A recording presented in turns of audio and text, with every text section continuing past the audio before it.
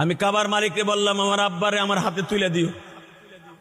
আমার আব্বা দেখেন, হইতে পারে অশিক্ষিত আপনাদের মতো, খেটে খাওয়া মানুষ, আব্বার মাথায় বুদ্ধি কত। চিন্তা করছে আমার ইলিয়াস আমারে যেখানে রেখে গেছে আমার এইখানে থাকতে হবে। আব্বা কষ্ট করে ধাক্কায়া মাক্কাইয়া রোকনি আমিনের ওইখানে কাবাগরটারে বুকের মধ্যে নিয়ে কাবার ওই কালো গিলাপরে শক্ত করে ধইরা আব্বা খাড়াই দিচ্ছে। 1.5 ঘন্টা পরে দেখি আবার আব্বা এইভাবে আবার ডাক্তার ইলিয়াস এই যে আমি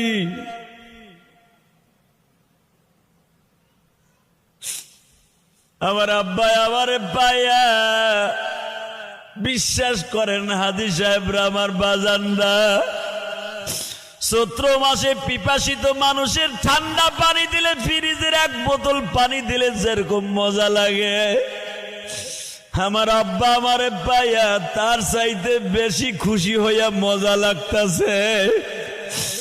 আমার আব্বারে তো আগের থেকেই বলছি, আব্বা প্রথম কাবা ঘর ধরে যা চাইবা তাই পাবা। হোটেলের ভিতর থেকে আগের থেকে ট্রেনিং দিয়ে নিয়ে গেছি, হাজিদেরকেও ট্রেনিং দিছি, কাবা ঘর ধরে চিল্লাবার কানবা। আব্বা তো আপনাদের মতো মানুষ, খেটে খাওয়া মানুষ, যা বুঝছে ওই 1.5 ঘন্টায় কাবা শরীফ ধরে খালি চিল্লাইছে আর কানছে। যখন আব্বারে বুকিরিয়া বললাম এখন তপ শেষ করেন, কয়টা হইছে? কয় তুমি যেখানে রাইখে গেছো ওই কয়টাই হইছে, আমি তো জানি না, আমি ভাবলাম 5টা হইছে। আমার আব্বাই কয় এবার তুমি আমার সাথে একটু বুকটা মিলাও। আমার কাবাগরের সাথে আব্বারে চাইপা ধরলাম।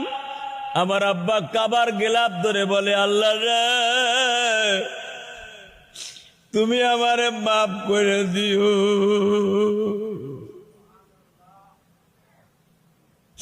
আমি গুনাহগার মানুষ, আমারে মাফ করে দিও। ইলিয়াস আমারে হজে আনছে, ওর মারে তুমি মাফ করে দিও। তুমি আমার কলিজার টুকরা ইলিয়াস রে মাফ করে দিও। ওর সম্মানকে তুমি দুনিয়ায় টিকাইয়া রাখো।